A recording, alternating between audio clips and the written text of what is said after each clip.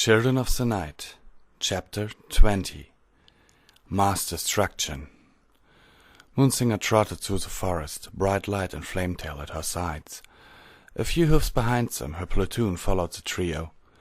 She could have reached the edge of the Everfree Forest an hour ago, but had chosen not to. She was field commander now, and had to consider all the variables and options. That much, at least, she had learned from Celestia. "Are you sure about this, dear?" "Yes, Light. This has to be done, and maybe if I had done this a long time ago, then we might never have faced this crisis." "But we never really had any reason to do it, Moonsinger. Killing is, by our mother's rules, only allowed in defense." "I know, Flametail, but we are now on the offense. We must take every advantage we can get, and this has to be done if we are to stand a chance." Flametail and Bright Light sighed. Moonsinger had made up her mind, even so both of them had tried to talk her out of it. Her orders were quite clear. Was she not back in 20 minutes' time, they were to go to Huffington without her, and assume she had not made it. Both of them didn't like it, but she was right. The changelings needed to be dealt with, but the Children of the Night had so far refrained from wiping them out. Moonsinger, however, was now intending to do just that, or at least to cut off their reinforcements. Bright Light hated the idea that his wife would kill children, but he had not been able to convince her to stop. Instead, all his pleading had only made her to decide to go alone. He turned back one single time as he and Flametail walked back to the platoon. Moonsinger, however, was already gone. Bright Light hoped that his wife would at least make it quick. Moonsinger galloped through the night. She had left her platoon in a safe distance, so no pony would get hurt. She still had a bit of a problem completely controlling her talent, but she had to do this. She was safe, since the moon would never hurt her. Coming to a stop, she could see the changeling hive only a few 100 meters away. It was a sight that had no equal. The hive rose up into the air several hundred hoofs, and was wound up like a screw. Its symmetry was wonderful, and the smell radiating from it was sweet and pleasant. Moonsinger regretted what she was about to do, but would not falter. This had to be done. Closing her eyes and replacing her natural eyesight with a view of the moon, she galloped into the hive and began to sing. Celestia had reached a point close to the edge of the forest with her platoon, but had chosen to stay inside for the time being. Besides, her soldiers were creatures of the night, so they would have to rest during the day, which was soon to begin. Just as she wanted to give the order to set up camp, the ground beneath her hoofs began to shake, and a sound like a million thunderbolts made every fiber in her body vibrate. Also, the manner she felt. She left her squad behind, while they tried to stay on her hoofs, or at least keep each other from falling onto each other, and flew upwards. In the east she could see a giant dust cloud rising into the air. From the moon that was still in the sky she saw millions of spears made of light rain down on the place where the dust cloud's point of origin was. She immediately knew what her niece had done, and a smile played around her mouth. "So you did listen to what I tried to teach you after all." Luna also felt the manna that was raining down on the changeling hive, but did not stop it. She face-hoofed and shook her head. "Damn you, Moonsinger! Didn't I tell you not to use it in battle?" Even so, she had to admit that it was a necessary course of action. The hive would have been taken out sooner or later, and doing it this way was the quickest and safest. She didn't like it, however. Luna had wanted to turn to the hive once she had checked the wasteland southeast of Appaloosa for hiding changelings, but now Moonsinger had taken that task out of her hoofs. Moonsinger was panting hard when she stopped her song. Where the hive had only been minutes ago, there was now only a deep shaft that went down several hundred hoofs. She had to sing longer than she had anticipated, so she had overexerted herself a little, but it was done. The changeling hive was no more.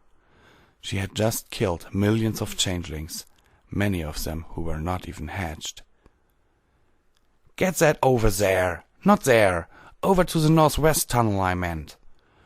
Diamond addressed one of her drones. As soon as Cadence had given her permission to do so, she had begun to build her own hive beneath the crystal castle.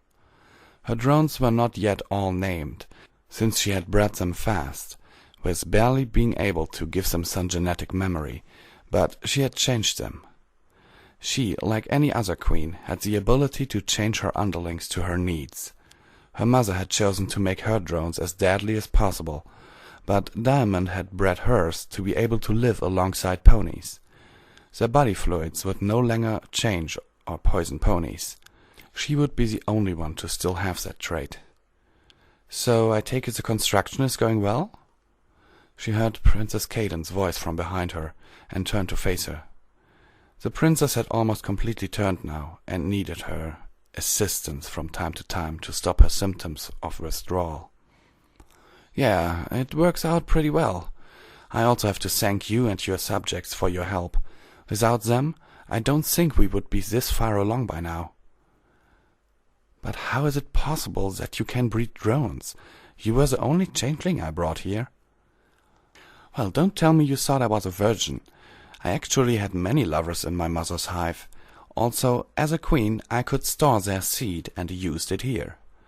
"Oh, but how is it that they are already big enough to work? I mean, it's been only 3 days since I gave you permission." "This is quite easy. The average drone takes only 24 hours to reach a fully grown state. That makes another day for them to learn their bodily functions and control their bodies.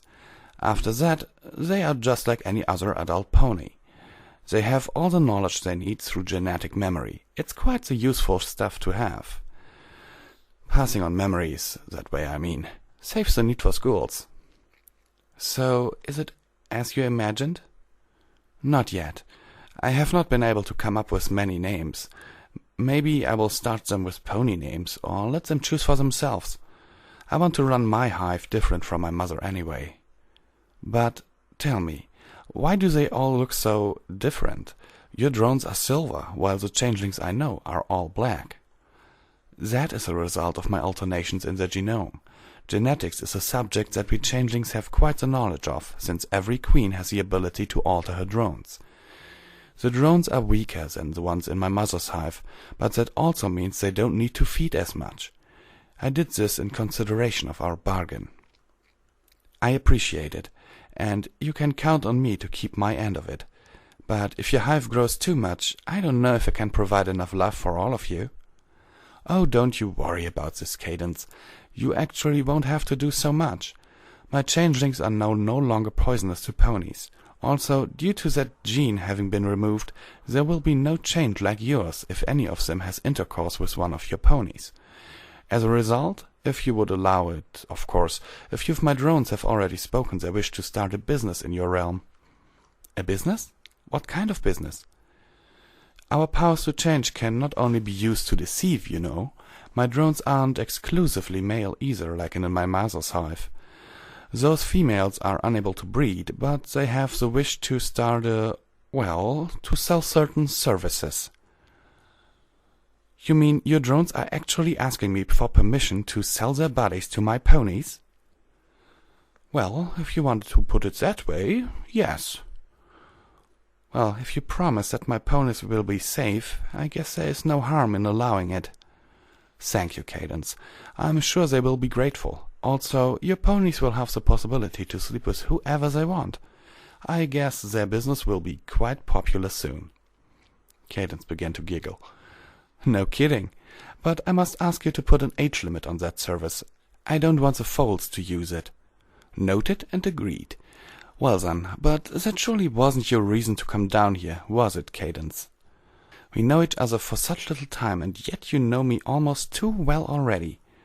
Diamond sighed and kissed Cadance passionately, exchanging as much salvia as was possible. "Better?" Cadance's eyes were unfocused for a moment, but she recovered quickly. "Much better. Thank you for your trouble."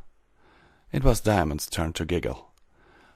"No need to thank me. Every time we do this, I get a little laugh from you, and I still hope you will come around and give a little more action a try."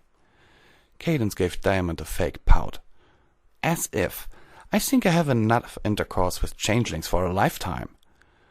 "Your choice, but you don't know what you're missing. A queen is entirely different from a drone." The two friends hugged and laughed.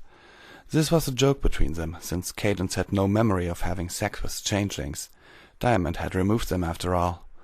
The two walked down several tunnels, with Diamond giving orders to her drones now and then. So far she had bred about 200 drones, and more eggs were getting ready inside of her. Not bigger than a chicken's egg, she could lay about 100 eggs at a time. But after this war was over, she would stop breeding, and only keep her hive at a certain number. That had several reasons. One of them was that she feared to become more and more like her mother, were she to breed too many underlings at once. The other was that she was not intending to make it look like she was preparing an invasion of her own. Diamond truly considered Cadence a friend, even though she did not know the princess for very long. She just couldn't help it. Fricada worked on a tunnel, while she watched her queen talk to the pony princess. She felt warm inside while she absorbed some of the love radiating from the princess. It was okay to do so, and it was enough to satisfy her hunger for a day or more. She didn't know, since she was only 3 days old after all.